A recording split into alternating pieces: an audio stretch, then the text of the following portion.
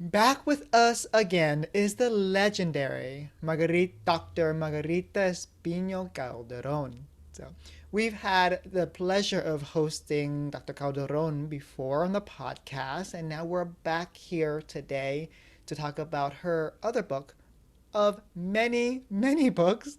Today it's going to be about teaching reading to English learners from grades 6 to 12, a framework for improving achievement in the content area. So, Dr. Calderon, welcome back to the podcast. Thank you. Thank you. It's my pleasure. It's always my pleasure to communicate with you, whether on tweet or this or whenever. Thank you so much for everything you do for English learners. Um, can you tell us about a story that has informed your practice? Well, I am an English learner. I was born, raised in Juarez, Chihuahua, Mexico, and I didn't immigrate until I was 27 years old. I used to cross the border every day to go to high school and then later to go to the University of Texas in El Paso. And so that was my life, for many years. Then when I graduated, my former high school wanted me to come and teach ESL. And I said, well, I would love to, but I can't. I'm not even a resident. And they said, well, we'll just offer you a job. And all you have to do is go back to college full time. That way you can work full time. and, and that'll take care of your visa and everything. So I decided to major in linguistics since I was going to be teaching ESL and I had lived it already. I kind of felt that there would be ways of improving ESL, and the linguistics, the master's in linguistics really helped. So that's where this whole thing started, living it, but also studying it. Yeah. I know that so many teachers, like language specialists, are just like you. They are language learners themselves. They are ESL learners themselves or English learners themselves. And then they feel this empathy for kids who are going through the same experience that they felt. Right? And I love the way you talked about improving ESL because that's what you've been doing for many, many years with your books. Because I'm looking at your bookshelf now, and there are so many. Your most recent book is The Beyond Crisis. Before then, it was having like a panel discussion with the leaders of the field. So they're breaking down the wall. And you have so many books. So you have really been one of the key people who have really helped shape, reformed, uh, help us rethink about ESL practice or language instruction practice. So thank you for that. Thank you. It's been my pleasure. Yeah, after going through all these linguistics courses, my professor would start to take me to conferences. And at that time, this is going to date me. Um, at that time, there was this conference called TESOL that had just started. And that's where that was my beginning of getting to know many wonderful colleagues and continuing in this track. So that's how I became interested in this. And then because of those conferences, I also got a lot of job offers. And yeah, and one of those was at San Diego State.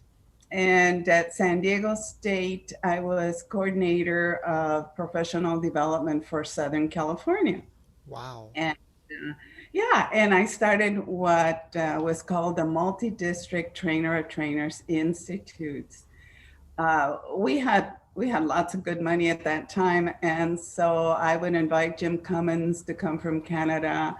That was the first time he came to California, and then Steve Krashen from LA, Russell Stauffer from Delaware, father of LEA, DRTA. And so, they helped me to put together a framework that went beyond what ESL was, and to think more about teaching reading even within ESL courses, because not much had been done about reading at that point in time.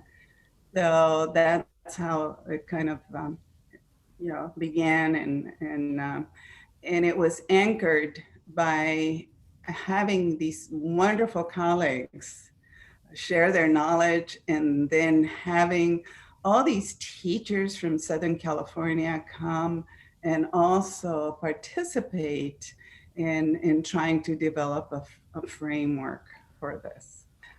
While I was doing this, what I discovered was that if ESL teachers were to go beyond just teaching language and reading, there had to be content. Yes. And so, yeah, and so that led me to start my doctoral program at Claremont Graduate School. And there I majored in multicultural education, but I decided to also go to the business school and take some courses in organizational development, because I figured, we need professional development, but not just for ESL teachers, right? We need to get everybody involved. This is not just an ESL teacher responsibility anymore. And that's when I decided to write this nasty letter to Robert Slavin at Johns Hopkins.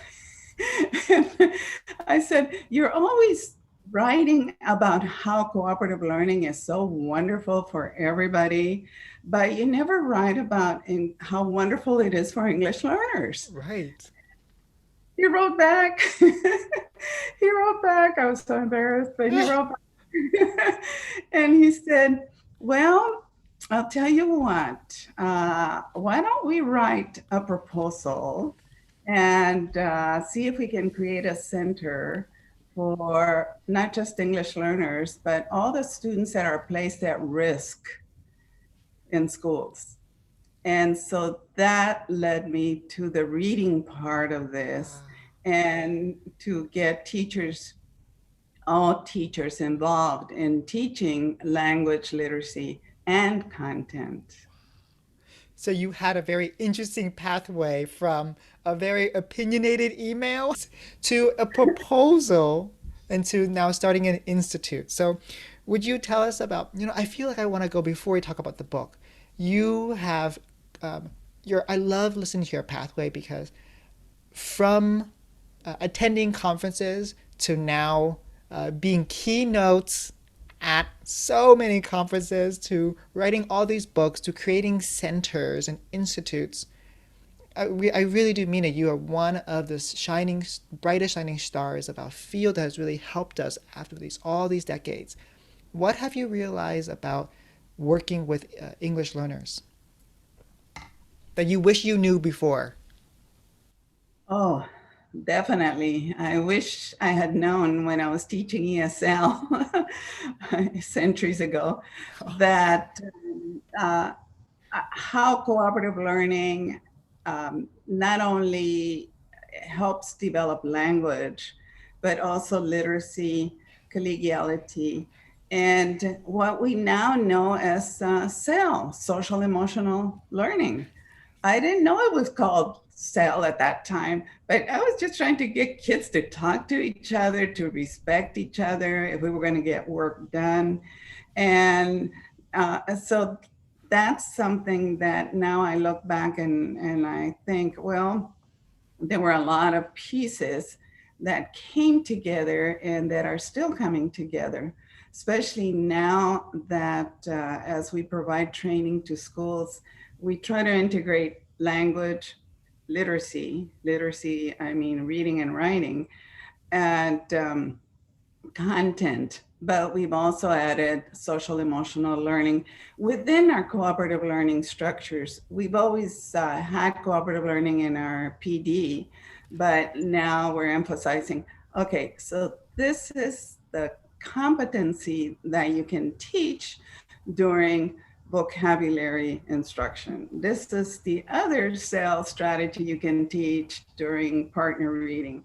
And so we're still working at it, but we're seeing some wonderful results. Yeah. When you talked about collaborative learning, I thought about Vygotsky, and he said all learning is social, right? And then I think Sam Bennett said the person who is talking is doing the thinking, and the person doing the thinking is doing the learning. And so that goes back to your talk about collaborative learning. Can you talk about that and reading and what the other researcher proposed to you, and what did you find about collaborative learning and reading with multilinguals? Mm-hmm.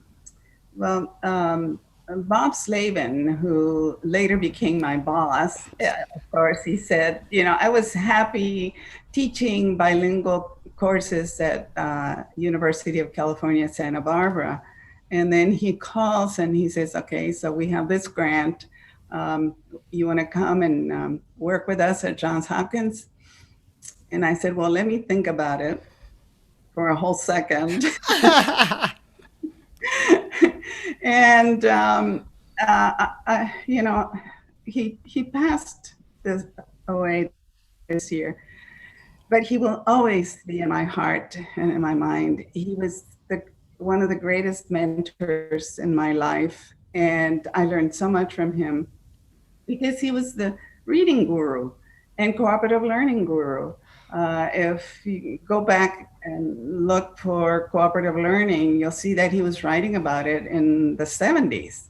And he tried different studies, everything was empirical. And so he taught me that, if you're going to put something out there, it has to be empirically tested. Yes. And so that's where I started studying more in depth reading for English learners and what that might look like. And again, because we had in this other university, we had tons of money, I was able to do a 5-year empirical study at elementary schools where we tested certain reading programs for ELs and compared them to what the district had, other programs that were reading series, reading programs. And of course, our students came out on top. It was a great study. It's now in the What Works Clearinghouse. It's in the What Works Clearinghouse because we had great results. It's evidence-based, and that's where I tested different types of reading for English learners. And as you mentioned, Vygotsky and the social aspect of learning. Yes. Yeah, that was key. That was key because we looked at reading in pairs, partner reading, where the students read alternating sentences. They alternate sentences, they read a paragraph, and then they co-construct a summary of what they read. That's where the magic happens. That's where it happens because yes, they have to struggle, they have to work things out, the concept, the language, and this is what really works for the kids because they have a buddy. They have someone to test their ideas, someone who's going to forgive them for their mistakes, the language mistakes, their thinking. This is where learning takes place, right?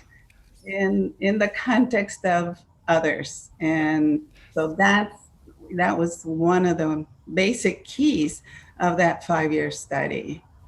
And the study was in bilingual dual language schools. So we saw it working in English, we saw it working in Spanish, and it was just terrific. Yeah, what I what I want to say about what you just shared is that so many of the things that are recommended for literacy practices are based upon empirical work with native speakers or fluent speakers. And yet, when we apply them to English learners, they don't really work. And so I appreciate the work that you do and your other colleagues by creating research that looks at what multilinguals can do, what ELs can do, and so that makes it really relevant to our field because it's different contexts. Right, correct. And unfortunately, it's still happening. You know, there's these programs and for reading and for writing, and they try to implement them in dual language classrooms or ESL class. They don't work. They don't work. Um, so the next chapter of my life was when the Carnegie Corporation of New York read about my study in elementary schools. So they said, "Oh, would you like to do a study in secondary schools now?" And I said, "Yes, but I want the study to be a longitudinal study. I want to do experimental control schools and classrooms. I want different settings. I want New York. I want Hawaii. Are you willing to do that?" And they said yes. Yeah. So that was what we now call Excel, Expediting Comprehension for English Language Learners. That was for content teachers in middle and high schools. Of course, ESL teachers were also working with the content teachers, but it was developed under the Carnegie's request to find a professional development program. And what they meant by find is to develop a professional development program that addresses the needs of core content teachers. Yeah, you know, core content teachers want to help. They want to know what to do for the English learners in their classrooms. And so this testing was in conjunction, in cooperation with core content teachers. I moved to New York so that my associates, my research assistants, and I could be embedded in the schools, in the middle schools and high schools. And we were literally in those classrooms for 3 years testing components. So it's called components testing. You know, we have a research-based program, let's say for vocabulary. You know, someone has invented 5 steps to teach vocabulary. Fine, we take those 5 steps, we test them in classrooms, and then that's when we start deleting or adding until we find what really works. And so we did that. We did that for vocabulary, for reading, for writing, until we had a whole framework of things that really worked not only in New York City, but in Hawaii as well, of course. I had to go and test over there as well.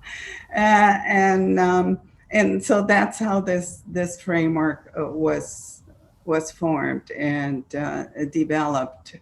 And where we continue to implement it throughout the country, throughout the countries. We were even in Saudi Arabia before this whole debacle. But South America, Mexico, many places that we've been implementing. And in China, we were in Nanning, and it was just a fabulous experience. So,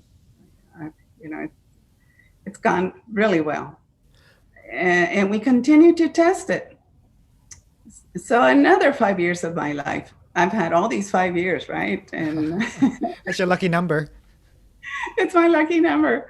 And so afterwards, we received this grant from OELA, a Title III grant, to implement Excel school-wide to train schools instead of just groups of teachers.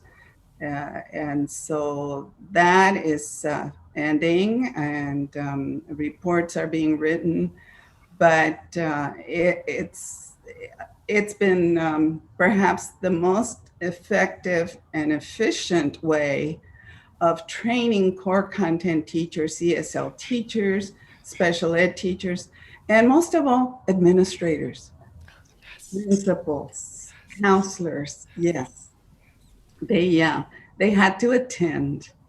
And the teachers are very grateful that their administrators were with them through all these workshops, that we invited administrators and coaches, the instructional coaches, site-based or district coaches, to go with us into the classroom, observe, and coach the teachers afterwards.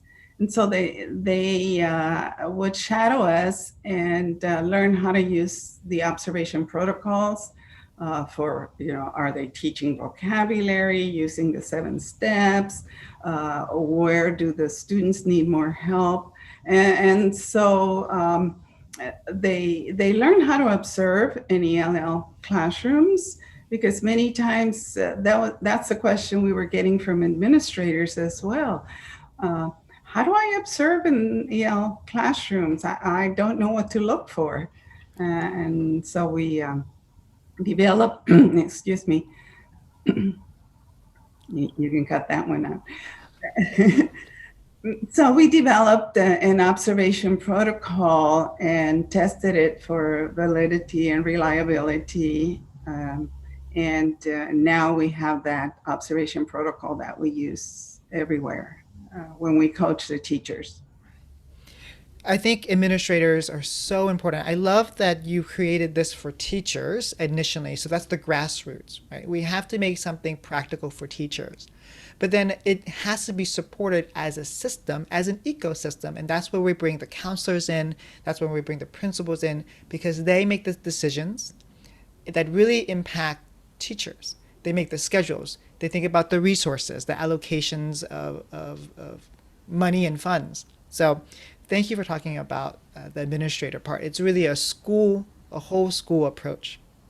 Can you now talk about your book a little bit? Let's talk about your framework. How do we get kids to read? How do we help content teachers be teachers of reading? Mm-hmm. Yes. Well, it starts with what's interesting is that we soon found out that it's not just teaching reading. Yes. Right? Yes. We had to backtrack and say, oops, they really need to know the words, right? They need to know what it means when they're reading. And that's when we added vocabulary. Yes. So whereas we felt very comfortable about the partner reading, like I said, we started with vocabulary.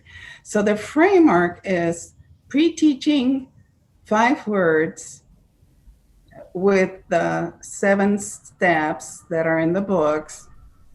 And core content teachers can pre-teach those 5 words in 10 minutes only. Yeah, so it's fast enough. They don't worry about not covering their subject because it's only 10 minutes. Then they can move into the objectives, the content objectives, the language objectives, because now content teachers also have to mention language objectives, right? Thanks to Lita, thanks to my colleague like Margot. Yeah. And so now all core content teachers set the context for learning whatever it is that the students are going to read and learn. Afterwards, the teachers will model some critical comprehension strategies that they need for a particular text. They need to model how text features help with reading comprehension. And then the text structures, model a text structure. If it's a cause and effect type of text, then they need to model with a little paragraph or a sentence. How do we look for cause and effect? Where's the cause? Where's the effect? And so the teachers think aloud and model how to go about doing that before they start to read with their partner. So that was the next step. Then the partner reading, uh, including the peer summaries.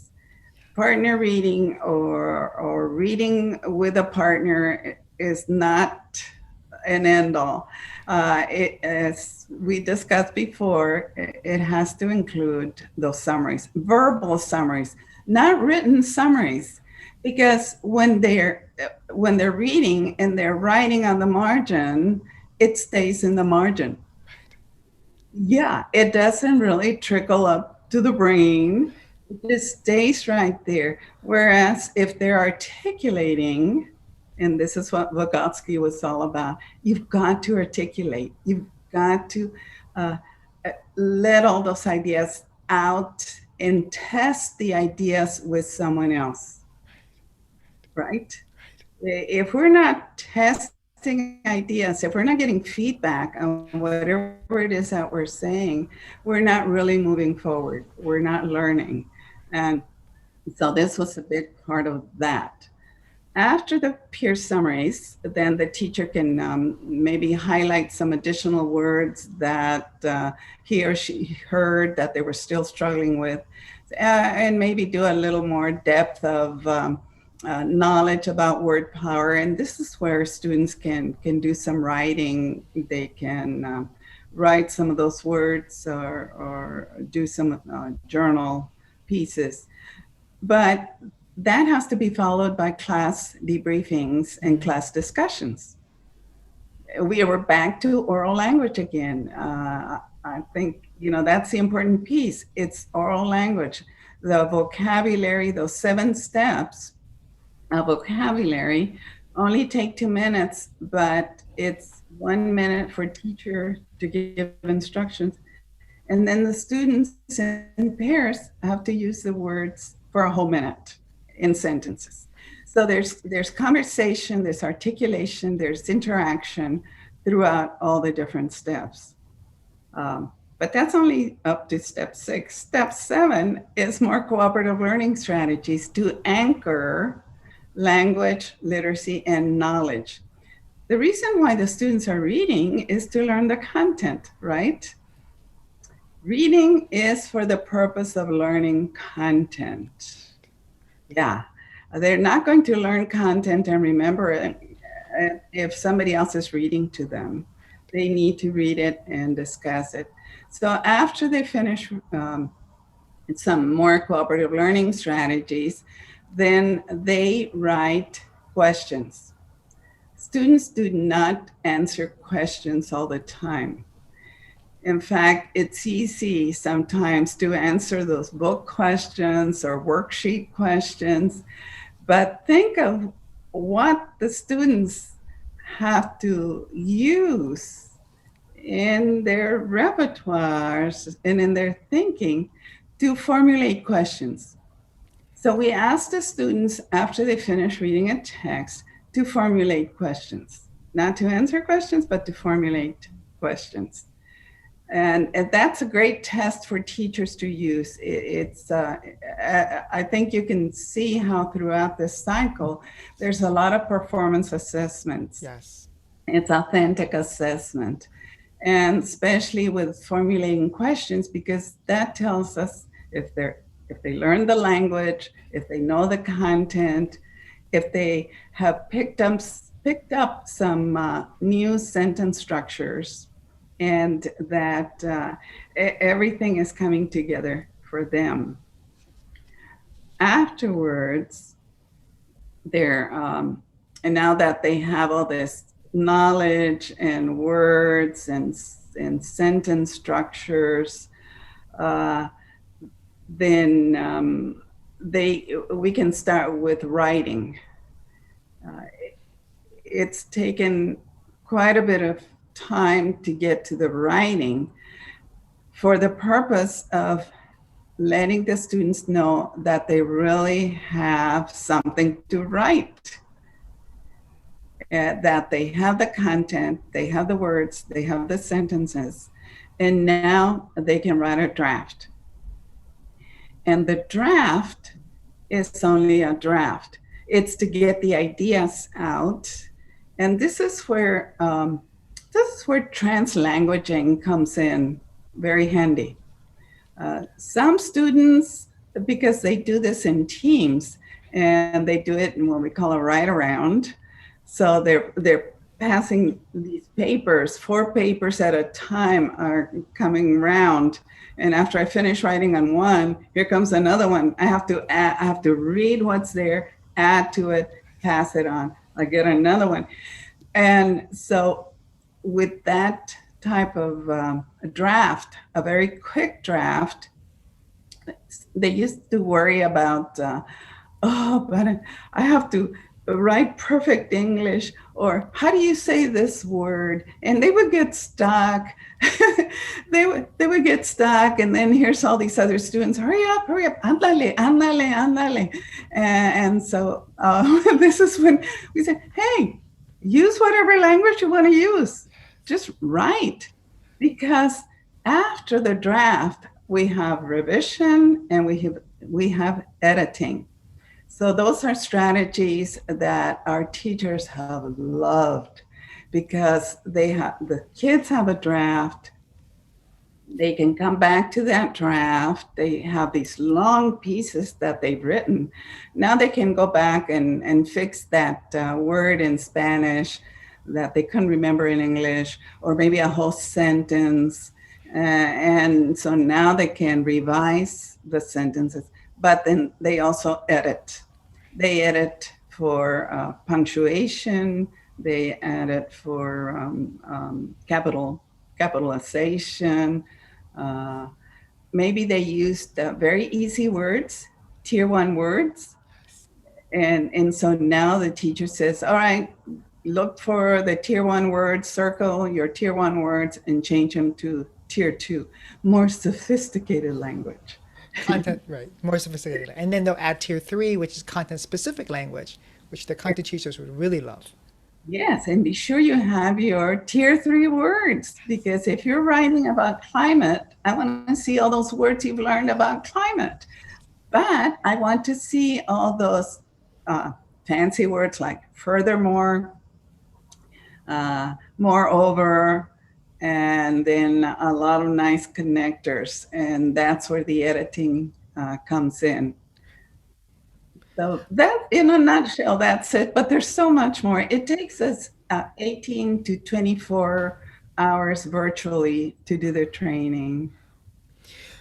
Well, I feel like though you just explained it very extensively, I felt like I just had a master's education in literacy and language acquisition right there. Because really, you've taken concepts of vocabulary development, you've taken concepts of constructivism, you've taken concepts of writing, like the word level, sentence level, discourse level. Right? You've taken psyop, you've added together. So I feel like I just listened to a master's version, or like getting my master's degree in that, in language acquisition within specifically content area instruction. So that was so impressive. And I know when I look at this process, I wrote it helps teachers move from being a sage on the stage to being a guide on the side.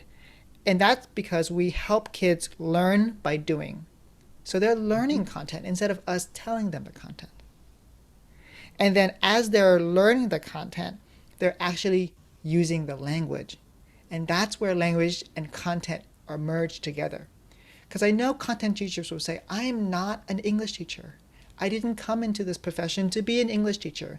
And I think what you're saying is you don't have to be an English teacher like the way you think, but you have to teach how to read in your content area. You have to teach how to speak in your content area. You have to teach how to write in your content area. I love that summary. Yes. So what after you've shared this for so many years with teachers, how have teachers responded, or what areas do you think teachers you want to really emphasize for teachers? I, I would like to emphasize for all teachers that uh, it really, um, this is so overused, but it really takes a village. Teachers need to work together. We can't have just the math teachers doing this in a school. The science, the engineering, PE teachers actually use these strategies in the gym, which has been fantastic. But every single teacher can use these strategies. And in order to do that, they need to do a lot of exchanging. And for instance, if they're going to be teaching a lot of tier 2 words, they can get together in their TLCs, we call them teachers learning communities, and then decide, okay, here's some tier 2 words from my text. What do you have in your text? And so there's a lot of exchanges that way. When it comes to co-teaching, the teachers have discovered that this is a much better way for co-teachers to cooperate Yes. because, yeah, can you see it? The Yeah. ESL teacher pre-teaches the 5 words. The content teacher comes and does the objectives, some modeling. ESL comes back and does something else. So it's all woven in and out, in and out. The ESL teacher is not in a little corner over there with some of the students, or it just they dance the same dance.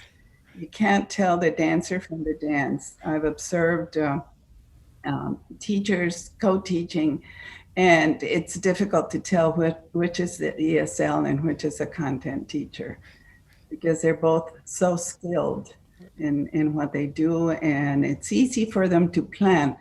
It has reduced the time for planning because they do have the same language. I mean, when you said that, it was like a light bulb moment for me because I looked at the framework and I was like, that's right. There are things that the ESOL teacher can do. There are things that the content teachers can do. There are things that both of them can do at the same time. And this your framework, your process really supports the different models of co-teaching. So maybe a small group of one teacher can take a small group of students, and another teacher can take another small group of students, right? And then I can see them doing stations with this. I can see teachers doing one teacher is leading the instruction, but it might not be the content teacher because it might be the ESOL teacher teaching the vocabulary, and it might be the Mhm. ESOL teacher teaching the writing part, right? And so I Mhm. can really see it really supporting co-teaching. And now they have a framework. Because they have a framework, they go into co-planning, and it's much more efficient and effective. I know that you're very well cited for your 7 steps for vocabulary. Would you? I know, like, I don't. I think that's where I want to end this podcast. Can you talk to us about the 7 steps for vocabulary? Mhm. Sure. They're a little different from Marzano's and others' steps. Um, in fact, we started this study way back in '05, and it starts with step number 1, which is the teacher says the word or a phrase, because it's easier to teach phrases Yes. from the text. All the words have to come from the text. There's no lists or anything. It has whatever the students are about to read. So the teacher starts out with one word or phrase and asks the students to repeat it 3 times. It's important that the students repeat it because otherwise the pronunciation or repeating also helps the memory. It's sort of a mnemonic device. And then in step number 2, the teacher takes the whole sentence from the text where the word is found, where the word is nested, so that when the students start to read and they see the whole sentence, they remember it. It helps them to recall the meaning. And so that's step number 2. Step number 3, the teacher gives the students the dictionary definition. We don't ask the students, what do you think it means? No, you can imagine what's going to happen there. If the teacher only has 1 minute to do the first 5 steps, it has to go very quickly. And so, step number 3, the teacher gives the students the dictionary definition for the purpose of having students listen to academic language. They need to hear it, not that they're going to memorize it, especially the newcomers. Yeah. And sometimes we tell the teachers of newcomers, no, you don't have to give them the dictionary definition, but it's good to get them used to academic language. And so that's why we have the dictionary definition there. Step number 4 is to kind of help, because the dictionary definitions sometimes are more difficult than the word itself. And so step number 4 is to give the students a student-friendly definition. Yes. Or an example. We can give them an example, something from our own experiences as teachers, just so that they really understand the word, since they're going to be using it pretty soon. And then step number 5, that's where the teachers give a little bit of information about the word. For instance, is it a polysemous word? And the kids love the word polysemous, multiple meaning. Is it a multiple meaning word? And that sometimes they just say poly because they can't say the whole word, but they love the word. Oh, teacher, miss, poly, this is poly. Yes, it's a polysemous word. Or is it a cognate? And this is where they say it's a cognate. I don't speak very much Spanish, but I think it's a cognate, and I think it's pronounced like this. And efecto, effect. Yeah, it's probably effecto. But the teacher's doing a think aloud. We don't want the kids to say anything from steps 1 through 5. Otherwise, they're going to take up teacher's time. That's right. Right? And the teacher only has 1 minute, so it has to go very quick. Then step number 6 is the most important one of all.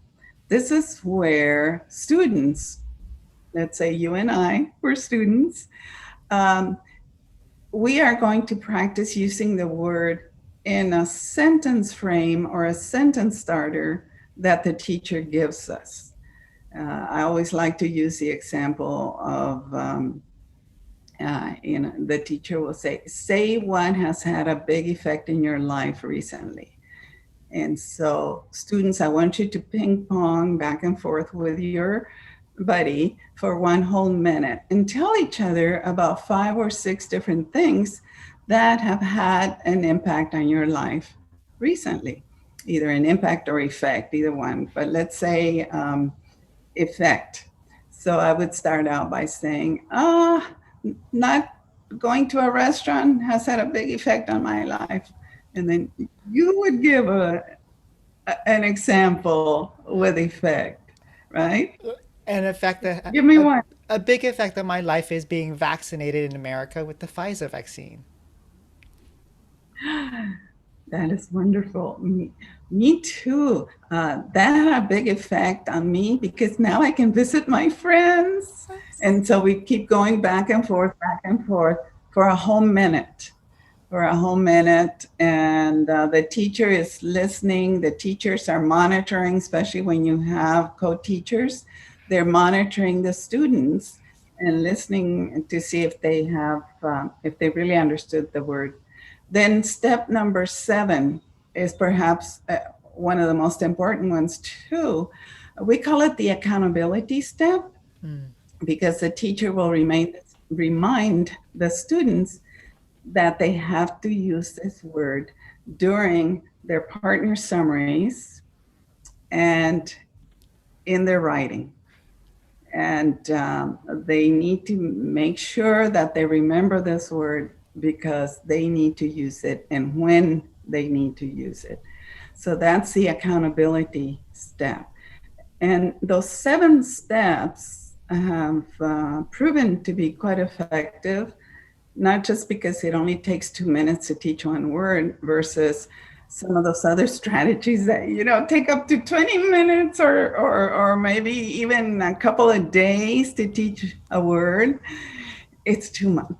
Content teachers cannot do that. They can't handle it. No.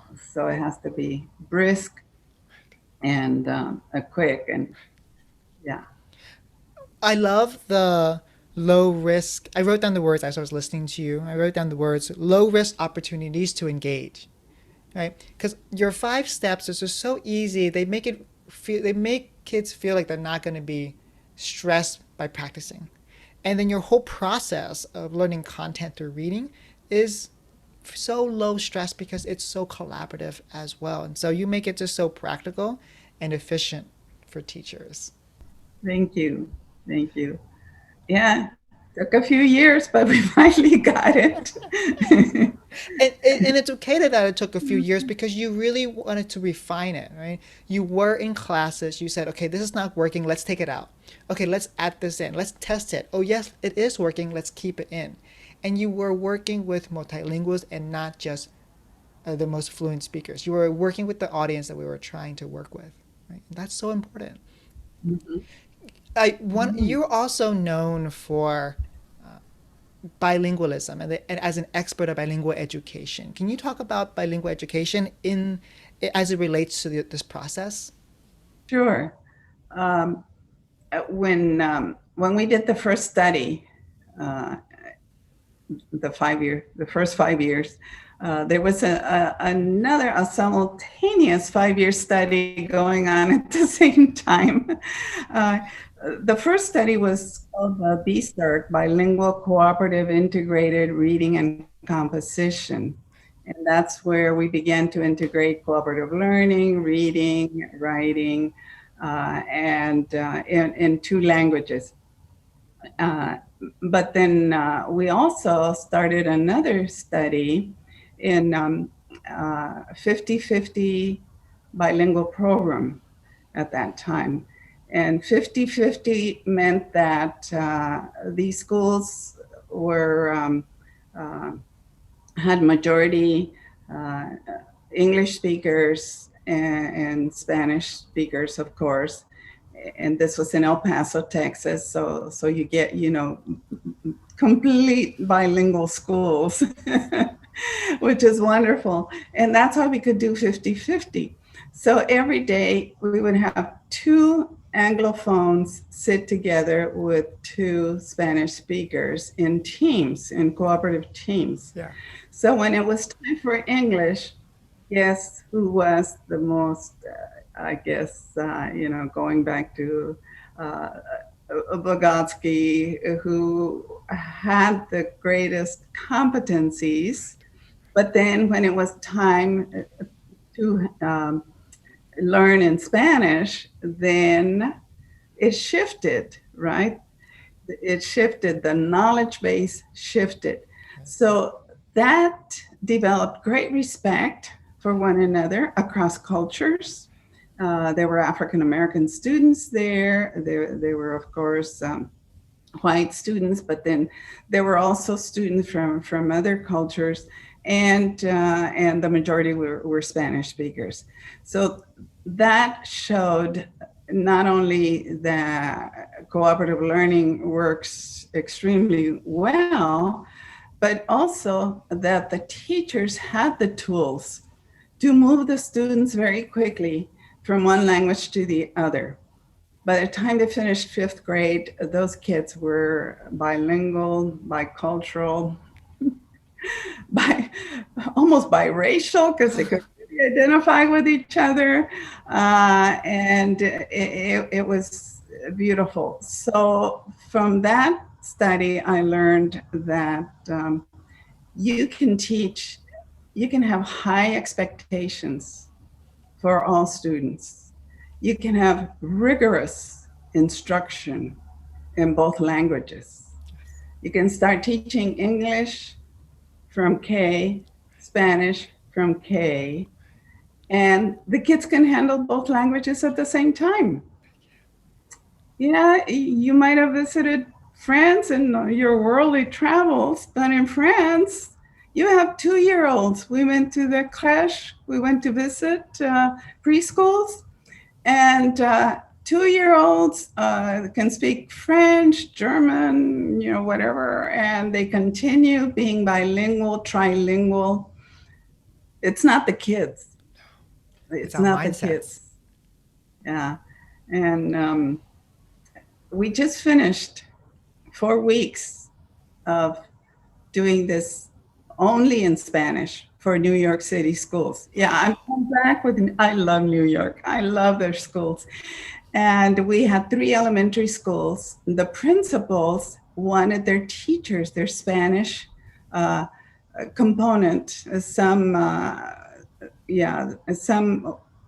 2 schools had bilingual teachers, but the other two had teachers who only taught in Spanish, and the other, and then they had a co-teacher of English. But the principals wanted their teachers to listen to more academic Spanish. And so my dear sister and I team up for those, and we worked with them. We did Excel, which in Spanish is called acelera. It means to excel. We did acelera totalmente en español, every single session, so that the teachers could practice more academic Spanish, also pick up some strategies for teaching Spanish. And it was delightful. It was delightful. So yes, it does work in bilingual settings. And now I'm combining it with co-teaching. And I think sometimes ESO teachers who are from marginalized backgrounds are often marginalized in the co-teaching relationship. But with this model, they're now elevated to an equal status as an equal designer of education, right? So it's not just like, we're not saying, no, no, you can't speak Spanish with using this program. It's saying, yes, use Spanish. We're in a bilingual program. And now the ESO teacher who is from a Latin, who speaks Spanish, can now use Spanish to help kids learn. Yes. Right. Yes. It's the same routine, the same structure. It helps the students because they don't have to try to guess, oh, what is this teacher going to do now? They know exactly what's going to happen. Right, right. In high school, they go from algebra to history, and they know that, okay, first 10 minutes, I'm going to learn 5 words. Now you're speaking another, I think you're addressing another concept, which is trauma informed.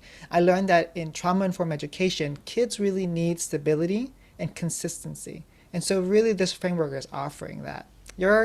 This framework is touching on so many things, from language development to teaching content to SEL to trauma informed education to bilingual education. So I'm just so and I'm so impressed by this process. And the book, this is why teachers should get the book.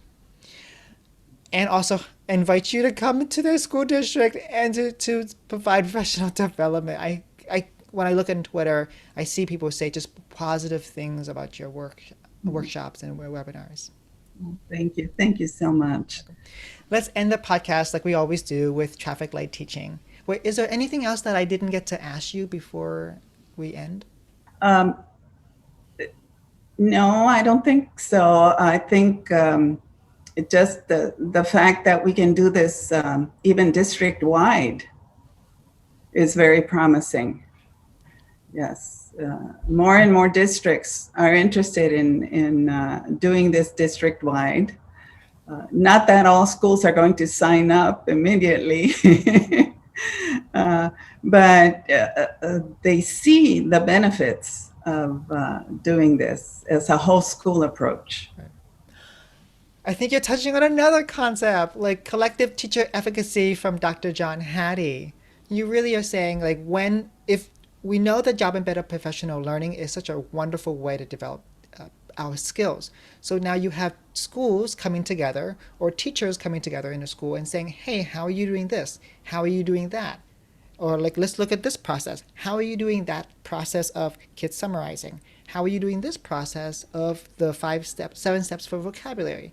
So really, teachers are coming together to refine each other's practice with this model. So you're developing a collective belief that if their work can actually have an impact on student learning. Yes. And that's when we see accelerated learning. Yes. Yes.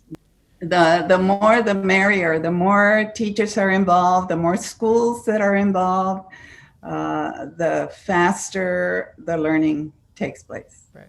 Right. So let's end with traffic light teaching. Red light is something that you ask teachers to stop doing in terms of this process. Yellow light is something that you ask teachers to start doing. Like we get to yellow light, we start to slow down.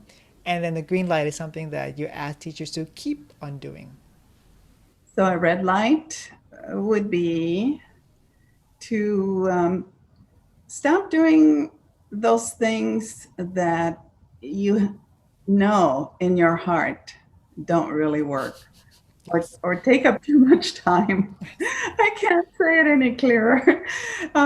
We know in our hearts what's working and not working. And, this is a wonderful opportunity for us to stop looking back and start thinking about what we can do from now on. Yes. And I think that's the yellow light. We're in this space right now. It's a yellow light. Yes. Right? We're pausing before we get going again. Yes. And it's a wonderful opportunity to think of, all right, there were some really good things that I'm going to bring forward. But I realized that I really need to look at this other part, right? And that's where the green light comes in. The green light is we have evidence-based instructional models. Yes. For ESL teachers, for core content teachers, for school-wide implementation, for co-teaching. These strategies also work with parents. We actually, vocabulary, those 7 steps, the parents love it. And so we know what works. It's just a matter of getting the administration, the district administration, the school administration to realize that we need to do this as a whole school. Right. We cannot leave all of this up to that one lonely ESL teacher. No, there's too many English learners now that need help. And if the schools are going to get out of debt, get out of low performing, then they need to pay more attention to multilingual learners. And the way to address their needs, the diversity of their needs, is to begin to look at what is evidence-based, what has been empirically tested, and how we can get everyone in the school to work together to move forward. Well, Dr. Espino Calderón, it has been again a pleasure to host you and to share your decades worth of research and sharing such practical framework to help teachers help all students. So thank you so much for your work. And thank you. Thank you. It's been my pleasure. And I could chat with you forever. You're so wonderful to talk with. And I appreciate everything that you do for English learners, for bilingual education, for ESL, for everybody. Thank you on behalf of the field. Oh, you're making me blush. Thank you.